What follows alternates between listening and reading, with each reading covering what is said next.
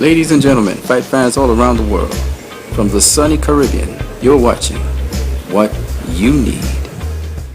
In boxers not talked much about today, I'm going to talk to you about an Italian-American boxer named Joe Grimm, also known as Saverio Giannone. And Joe Grimm came to the Americas as a child. He turned to boxing. He was known as the human freak of nature because he could take enormous amounts of punishment and not get knocked out. He was nicknamed the Iron Man and the human punching bag. Yes, the saying human punching bag comes from people describing Joe Grimm.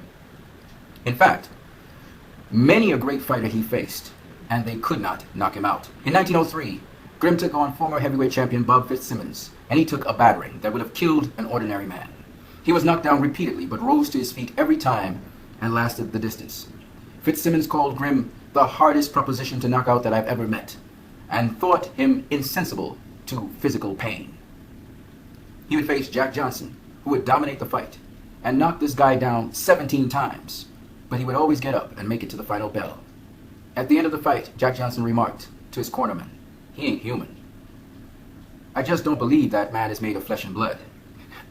Now, this guy was not able to be knocked out by Barbados Joe Walcott, Jack Blackburn, Joe Gans, Dixie Kidd, Philadelphia Jack O'Brien, battling Levinsky, and Peter Maher. In fact, all of these fighters would beat him up and knock him down, and yet he would still remain at the end of the bout and make it to the finish. In fact, the rings described him as the greatest physical freak the prize ring has ever saw. Grimm offered his body as a target to fighters who outweighed him by many pounds.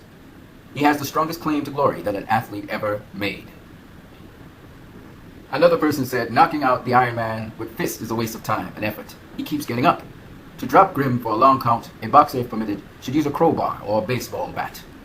Despite losing the majority of his fights, he became popular because at the end of a fight, he would go to the ropes and say, "I am Joe Grimm. I fear no man on earth," even after he took a thrashing. He would begin to suffer mental health issues and be admitted to a sanitarium in 1913, before being released in 1916. He promoted fights and worked as a foreman in a shipyard in New York. In later life, he was committed to the Philadelphia Hospital for Mental Diseases, where he died in 1939. So much poundings affected his brain. As we all know, now, there is neuronal damage from being hit so much, to the body and to the head especially. He did eventually get knocked out in 1906 by Sailor Burke, and then 4 years later knocked out by Sam McVeigh in Paris.